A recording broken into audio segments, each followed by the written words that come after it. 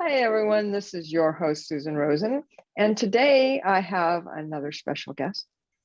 She is with us here from Australia, New South Wales, correct? That's correct. Yes. Okay. Indeed. And her name is Sallyanne Pisk.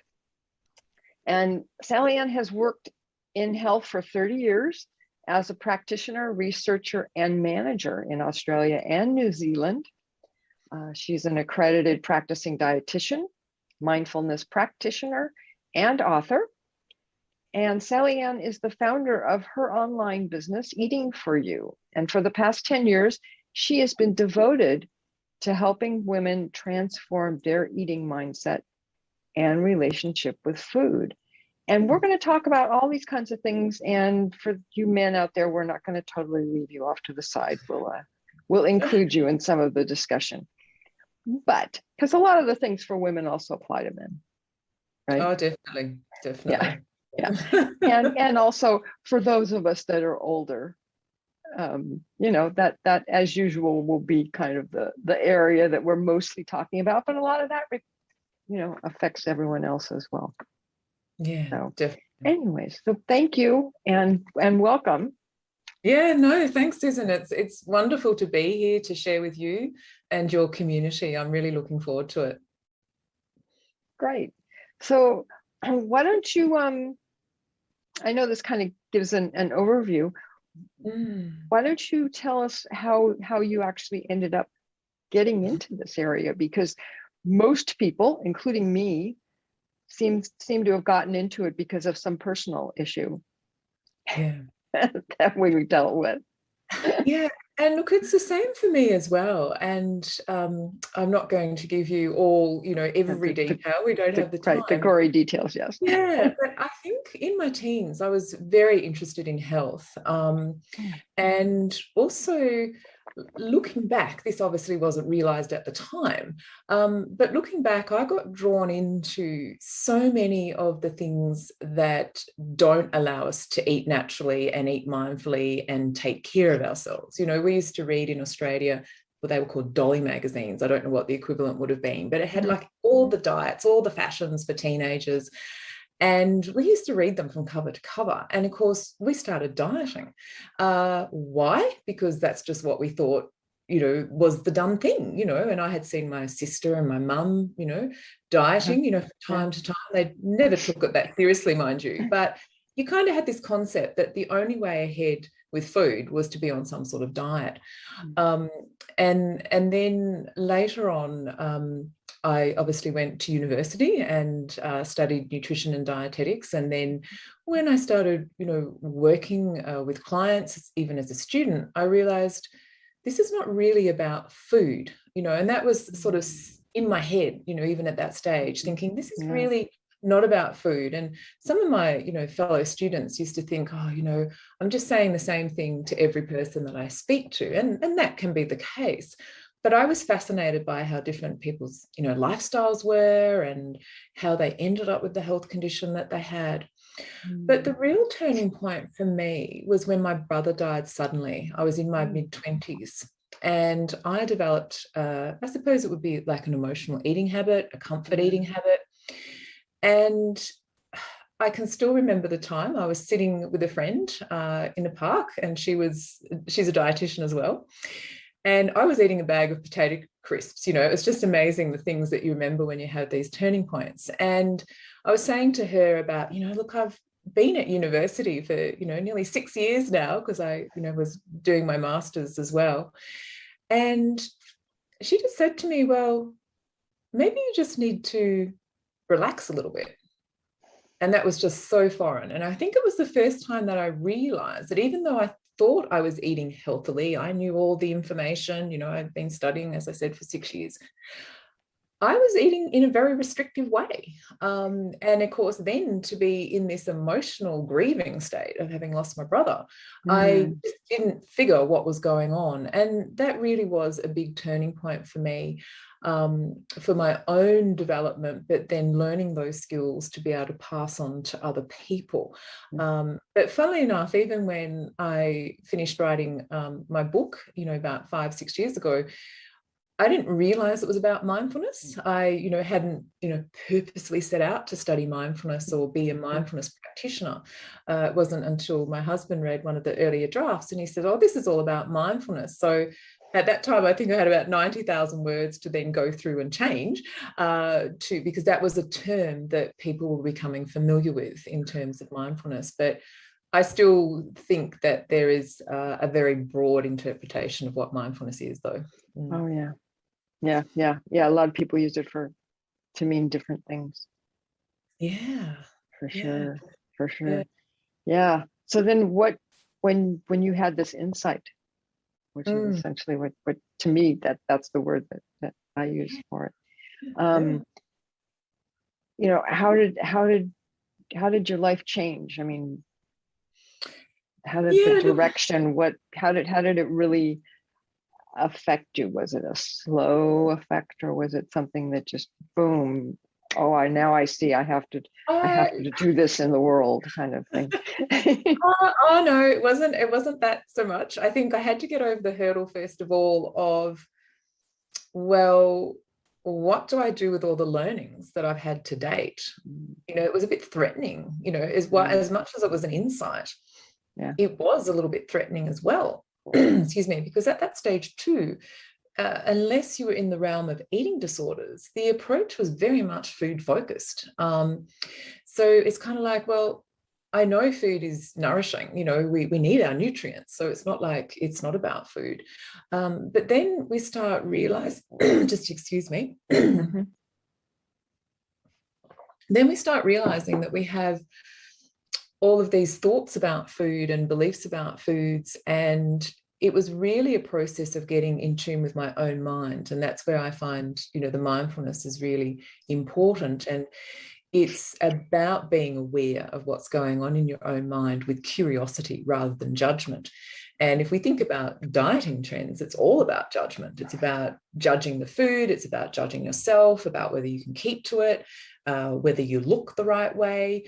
So there were many levels Susan and I were starting to work with.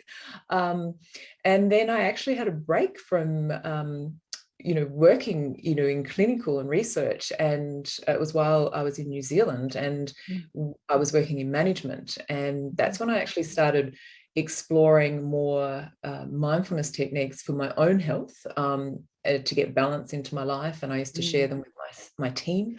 And so there was a lot of practical learning and teaching in that time. And and just jotting notes at that stage for a book that would look at more of a mindfulness-based approach to eating and living. Yeah, so it was an evolution rather than like taking off in a jet plane.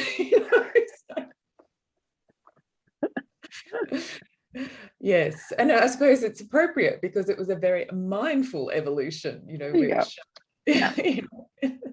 mindfulness tends to be this gradual process. Then you have a breakthrough, then you have another breakthrough. And I had to learn to trust that process as well, that it was just sit with it, find the next breakthrough. And of course, this is what I encourage, my clients at the moment as well, is it's very much observe, just observe. Don't think you have to do all the time. Just take time to connect with yourself, connect with these habits that you've got. Yeah. It's a noticing process. Yeah, definitely. Very much. And then, over the time, I was able with the book to actually put this approach together to deal with not only emotional eating habits, but other what I call non-hunger eating habits and pressures in life that distract us from looking after ourselves. Yeah. Yeah. And it seems to me it's applicable to really more than just food, right? I mean, people, they smoke too much, or alcohol or whatever. I mean, those and all of them can be just as toxic to the system, because even though we need food, we don't need the other things, but we need food to survive. Overdoing it is almost worse than not having enough.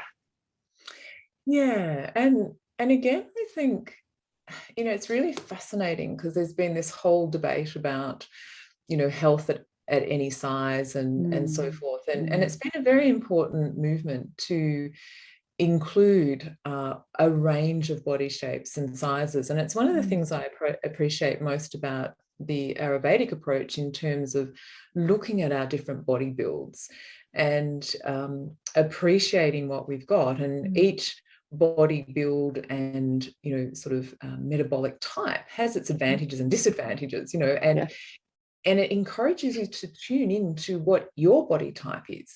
And this is one of the hard things. When you just talk about weight, it doesn't really mean anything, because if we've never been able to tune into our body, we don't actually even know what our body weight is supposed to be, because we've always been just chasing a number on the scales. And so I believe that, yes, people can be healthy at different sizes, but not necessarily us. We kind of have a range that suits us as individuals, rather than comparing ourselves to other people. Yeah, no, and I think the other part that goes along with that is that as you live your life, right, and you start to get a little older, and so and I mean that in two ways, which is that maybe you just go from being 25 to 30, right, or it could be that you go from 30 to 60, right, I mean, which is different. There are different, but basically the thing is that there are changes, and what you ate and how much you ate when you're one age isn't necessarily the correct thing that you should be weighing, eating, or exercise or whatever, as you change your age. And I think that's one of the things that people don't think about. No, and this is the beauty that I've, from my own experience and ladies that I've worked with, for a few years, is that you start to appreciate that we are evolving. We're not static, even from season to season, we are different because we're dealing with different climatic conditions. And so, it's important that if we get too fixed in our ways with habits, so for me, with the Eating for You approach, it's very much about the only habit I encourage people to have is to be mindful.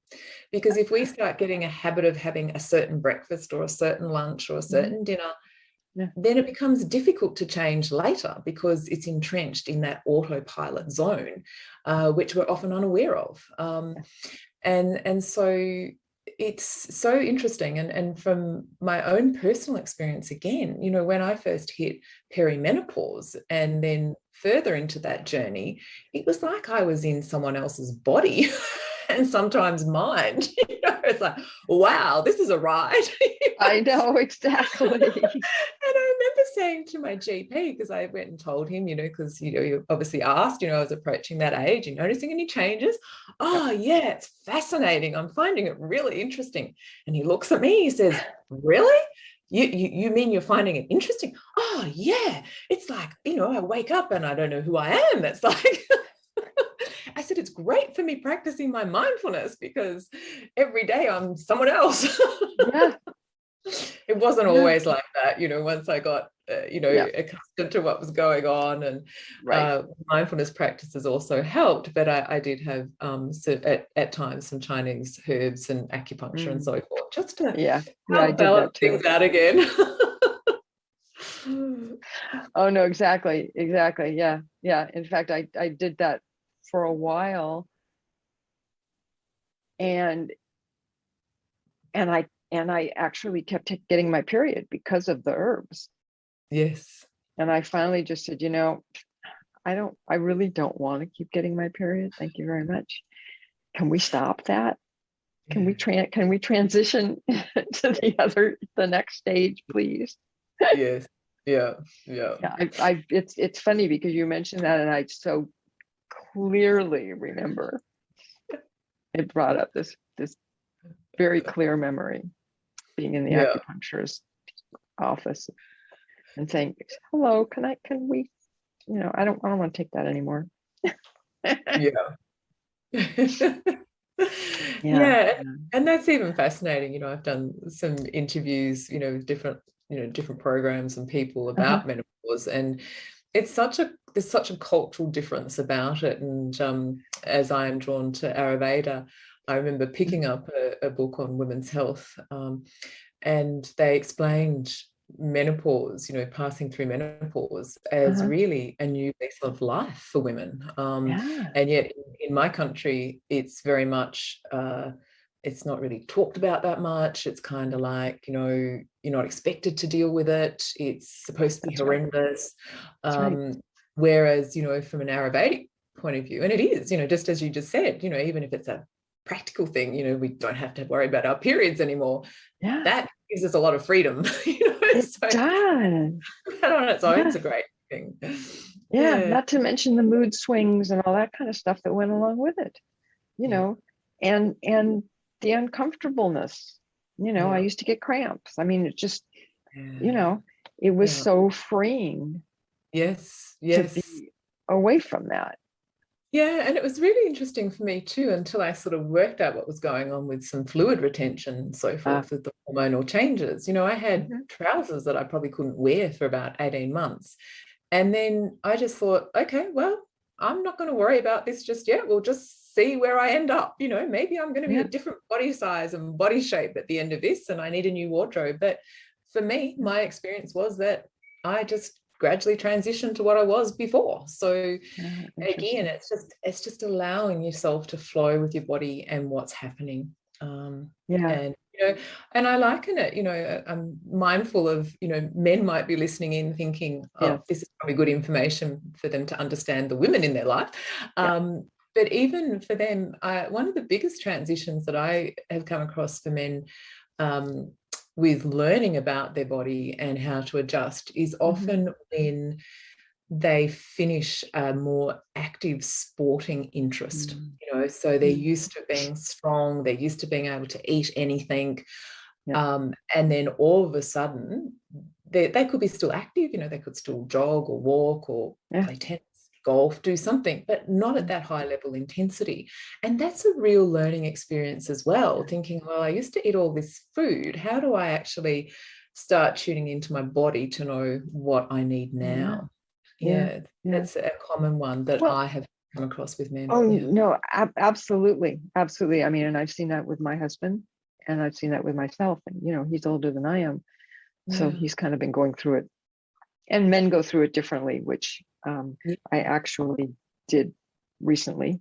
A whole program with a naturopath who I've done a number of podcasts with on andropause, which is the men's version of menopause, which was very eye-opening as well. But I think it's, and I think the other thing right now is too, that with COVID, it totally changed our way of thinking and of living. I don't know about you, my gym closed, my husband's gym closed. I've always walked, when I was younger, I ran. But we go out for a walk every morning. But it's hard to get the weight training kinds of things. It's easy to go out and get the aerobic. You just go outside and you walk fast, I mean, that's right. Get a good pair of shoes to wear and do a little stretching. But the weight training as we get older is so important. And I think unless we can build it into our day, I live, in a rural area, and I have a horse, and so I'm often lifting, squatting, doing stuff for her. And also for where I live, we kind of went through a very bad bushfire season. Oh, here too. Basically straight into COVID. And I had been introduced to some online, an online yoga program during bushfires, because I literally couldn't go outside because there was too much smoke. Yeah. And so I sort of had that practice going. So even though it's not the same as, obviously doing other resistant training, you are still getting some, quite a lot of muscle strengthening just from your own body weight. And so if you've been able to, I was lucky, I was able to find, someone that I really gravitated to and could do. But you're quite right. And, exercise is one thing. And then we started, hearing a lot about emotional eating. And certainly that's where my focus for a while and still is, supporting people in that area. Because they were just finding that, maybe old habits were returning, or for the first time ever, like I had experienced in my life, some sort of stressful event had created this comfort eating pattern. COVID had a big impact. On the other hand, for some people, because they're not traveling long distances to get to work because they're living from home, they've actually been able to get a fitness program in place. So again, we're all different, our circumstances are all Yeah, well, and it's interesting too, because I know one of the things that people have called out here is that with so many people working from home, they haven't had the emotional interaction, right? The people interaction with the people that they work with or with anybody. Yeah. Right. Because if you think about it, when we worked in offices, you'd get up, you'd go have a conversation with somebody, you'd run into someone in the bathroom or at the water fountain or the coffee machine, and you have a little bit of a chit chat, and you get that personal contact. Yeah. And when you're doing Zoom all the time, you don't get that. You get on when it starts, you get off when it ends, and then you're by yourself again, right? Yeah. And I've heard a lot of people complaining about that. That's been very, very isolating for them. It has been. And again, of course, we're all different there as well. Some people, need a lot of social interaction. So you really miss it when you put into basically it's the law, for us, it was a legal requirement that we stay at home. Oh yeah, no, we had that for quite a while too. Others have said, it's like, I've actually enjoyed having more time to myself.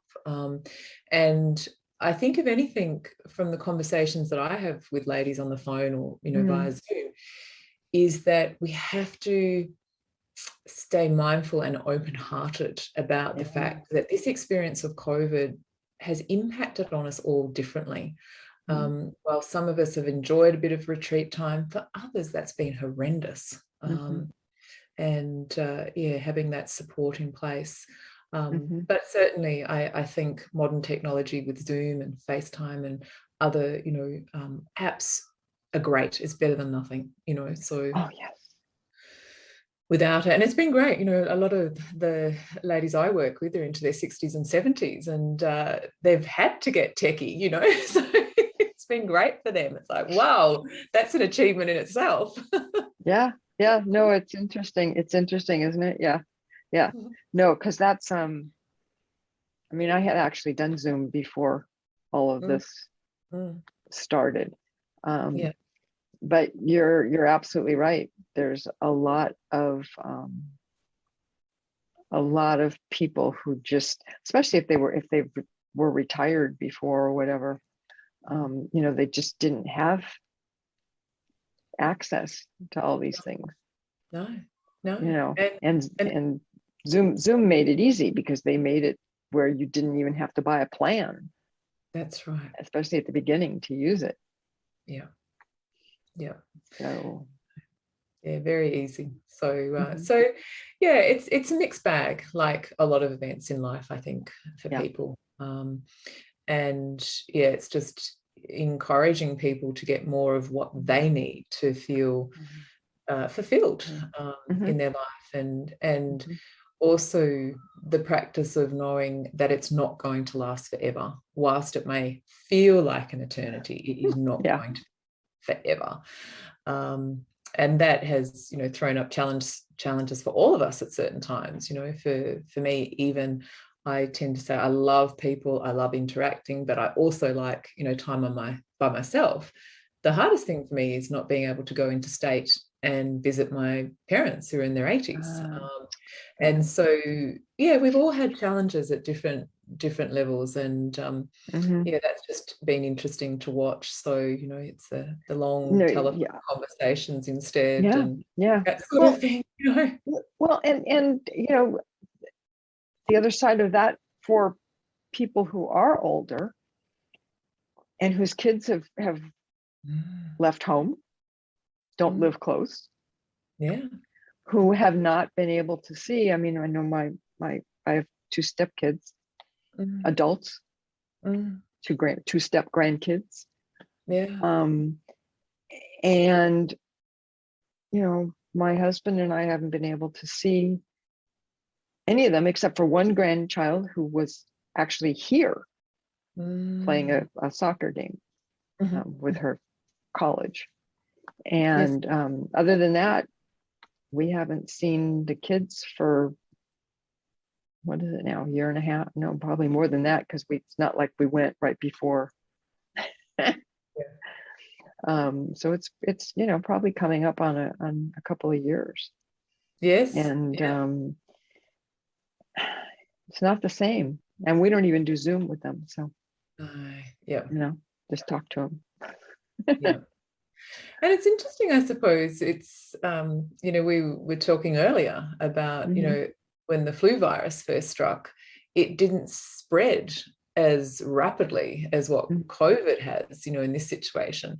And that's because we did live more isolated. You know, you think about the only way of communicating for a long time for many people was letter writing. And so I've actually encouraged, you know, some of my ladies, you know, in my community to start sending cards, you know, write letters to their family and to their grandkids, because even if they've got Zoom or, you know, FaceTime or one of the other apps, kids are not used to receiving handwritten letters as much anymore, because they have this electronic time, and for them it's another skill, and it can become like you know, homeschooling sort of practical fun activity for kids to write a letter to their auntie or to their grandmum or grandfather, and that sort of thing. So it's interesting when I can still remember that letter writing was a main way of communicating. You know, how quickly has that gone? That, you know, younger ones don't, you know, it's just all about texting and FaceTime. Email and even email, a lot of the young ones don't even know, right? No. All they know is texting. So so it's been interesting for me, and, you know, the people that I've communicated with in terms of, whilst there's been hardship and challenges, there's been a lot of opportunities as well. And I know in Australia, it's been amazing how many people have started a vegetable garden at home, you know, even if it's a few pots on your apartment veranda. There was a program a while back where the demand for seedlings, you know, little plants, you know, vegetable plants, it just went up 5 times in about 3 months. And the producers just couldn't keep up with the orders. So so that's a positive thing from a health perspective. I'm right into growing food and encouraging other people to grow food as well. Really good. No, that's great. That's great. So so tell me, you know, I mean, we've talked about a lot of these things. We talked about COVID, we talked about all this. What kinds of things, particularly as people do age, what kinds of things would you recommend that people kind of watch out for? You know, what kinds of things can they take away and say, okay, this is helpful to me. This is something I can, you know, I can think about and watch out for. And I think just to take a moment to reflect on your own relationship with food, and think about, how are you enjoying your food? You know, are you feeling comfortable in knowing what to eat, how much to eat? And I want to stress here that even though I work with people that have, comfort and emotional eating habits, it's not to say that we can never eat, to comfort ourselves.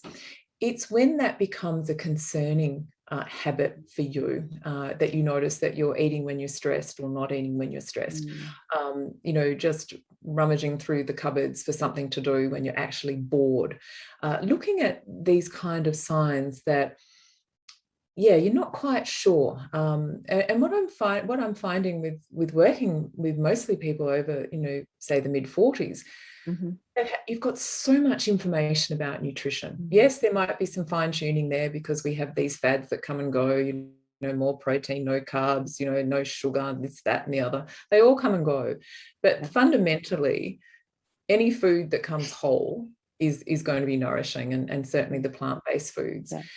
But if you've got, this sense of restriction or this fear of eating too much, then maybe there is something, going up on here. And the emotional eating triggers checklist that I'd like to share with the community today really just allows you to reflect on some different aspects around food preparation, your thoughts about food, what you think you're capable of doing.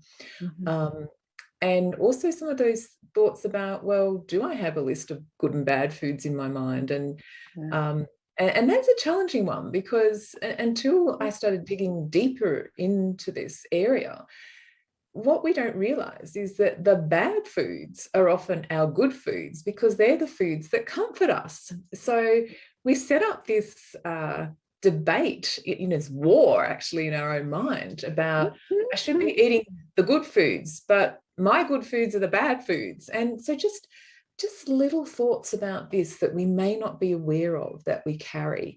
Mindfulness, as I said before, is very much about connecting, observing, being curious, and not judging. It's about, well, hey, this could be actually standing in my way between eating well into for the rest of my life. Do I really want to keep this struggle going? And for the ladies that I speak to, it's a definite no. They're sick of the restriction. They're sick of not knowing. They're sick of listening to everybody else, comparing themselves to everybody else. So if any of these things are happening as you're listening to me now, then the emotional eating triggers checklist will just give you a little bit of insight, like my journey was to, well, what are those beliefs and what are those rules that I've carried through with me since a child about food that don't actually serve me anymore. Yeah. And what that kind of brings up in my mind is this whole thing of sugar is bad, right? Period. Just cut it out of you. And it's like, I don't think so. Just be a little more picky about where you get your sugar and how much, right? That's right. I mean, fruit is very good for you. Fruit has sugar. Yeah. If you want to have a tablespoon of ice cream a day, it's not going to hurt you. You eat the whole thing, well, then, Yeah, and the way I get to it as well, if we eat mindfully, and really pay attention to the experience of eating, then if we trust, our mind will tell us when we've had enough. If we do want to have something sweet, I share a story where I was sitting, in front of the fire. It's something I sometimes like to do in winter, and have a bit of dark chocolate. And I normally just pick off 1 or 2 squares and have them. But this day I accidentally, broke off a row, which was only 5 squares, but it was a very rich chocolate. And I thought, oh, well, I've broken it off. I may as well eat it all. But by the second piece, I'd really had enough. And then by the third piece, I was starting to think, oh, this is just feeling a bit, a bit sticky in my mouth and very sweet. And of course, I proceeded to eat the whole 5 pieces, and just to see how it tasted. Just to see what happened. And it was like, no, and of course, other people were saying to me, but Sallyanne, I eat the whole block. I said, yes, but you go from one square to the whole block, not paying attention to what your body's telling you about the eating experience. Yeah. And that can happen. And, you know, when we're highly emotive, you know, when we're very stressed, we're not paying attention. We're driven by that energy that comes from the emotion. So no judgment here. It's just something that happens. And this is where the practice of mindfulness is being shown to create that pause between thinking we need to eat and actually eating and deciding how much we need. Yes, absolutely, absolutely. And I think that that's the positive side of what's been going on with COVID, is it's made everybody slow down. Yeah. And start looking at their lives and looking at how to be healthier so they don't catch it. Yeah. You know, or just, you know, oh, do I put a mask on? Oh, do I not? Oh, can I even go out? Oh, you know, it's made the awareness factor of things kind of go way up. Yeah. And I think that's important, as long as we don't judge ourselves in that process. Thank you. How can we fix something or change something when we didn't know it was an issue in the first place? So we've got to identify what's not working for us, and then set our mind to, well, how can I change this? No, I would agree. Yeah. Well, on that note, I think we can wrap this up. Is there anything else you would like to, any last bits of advice? And, you know, people can get your triggers list. Yeah, certainly. Access the triggers list. My contact details are on that. So please reach out if you've got any questions or any thoughts or any observations that you are making with your eating and your food choices. I would love to hear from you. Yeah. That's great. Yeah. Okay. Well, thank you very much for coming on the podcast, Sallyanne. Oh, Susan, thanks for having me. It's been a real pleasure. It's my passion. I love to share what I know and what can help people renew their relationship with food. Yeah. No, I think I can see why you connect so well. Oh, thank you. With your clients. So appreciated you coming on, and I will end the recording. So thank you. Thank you.